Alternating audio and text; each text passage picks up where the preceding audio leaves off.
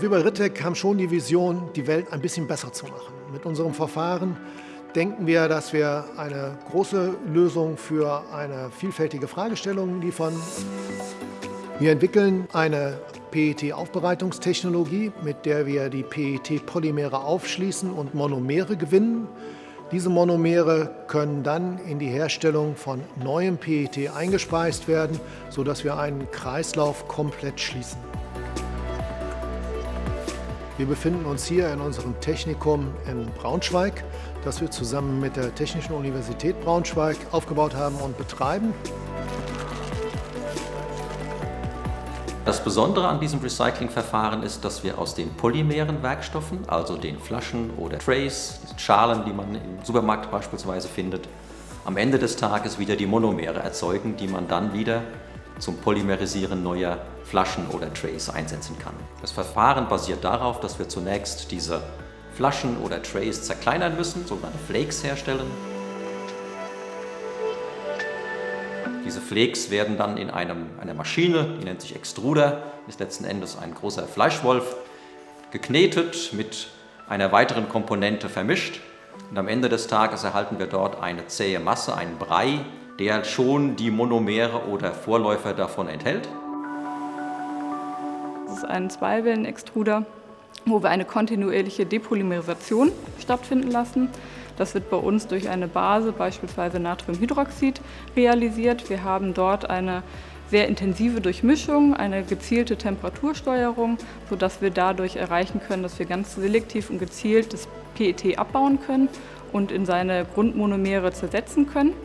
Anschließend werden diese gelöst mit Wasser, ganz herkömmlich und ohne aggressive Lösemittel arbeiten wir an der Stelle, können dann die nicht gelösten Bestandteile, die Fremdpolymere, die bei uns nicht reagieren, ganz einfach durch Filtration abtrennen.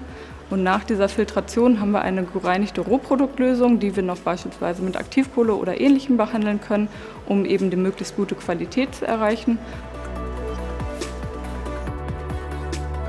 Die Auflösung in dem Extruder führt zu einem Vorprodukt des eigentlich gewünschten Tereftalsäure, dem sogenannten Dinatriumtereftalat. Das ist ein Salz, was in einer Lösung gelöst ist. Und um dann tatsächlich den Wertstoff Tereftalsäure zu gewinnen, müssen wir dieses Salz, man nennt es Fällen, das heißt durch Zugabe einer Säure wandelt sich dann das Dinatriumtereftalat in die Tereftalsäure um. Neben der technologischen Entwicklung betrachten wir das Verfahren auch aus ökologischer Sicht. Wir wollen ein möglichst vorteilhaftes Verfahren gestalten und bewerten damit jeden Produktionsschritt, den wir in unser Verfahren einbauen, auch aus ökologischer Sicht und lassen damit die Erkenntnisse auch direkt in die Entwicklung einfließen. Wir möchten am Ende ja wissen, dass die auf diese Art und Weise gewonnenen recycelten Monomere auch tatsächlich nachhaltiger hergestellt werden als aus Erdöl gewonnene Monomere.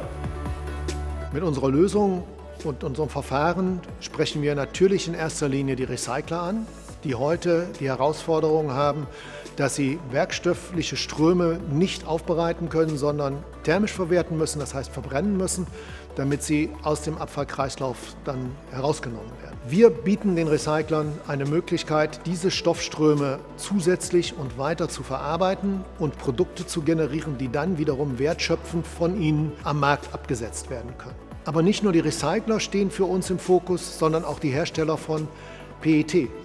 Denn auch sie suchen nach Alternativen zum Rohöl. Sie suchen nach nachhaltigen Lösungen, nach recycelten Monomeren, die wir ihnen in hochreiner Form mit diesem Verfahren dann ermöglichen können.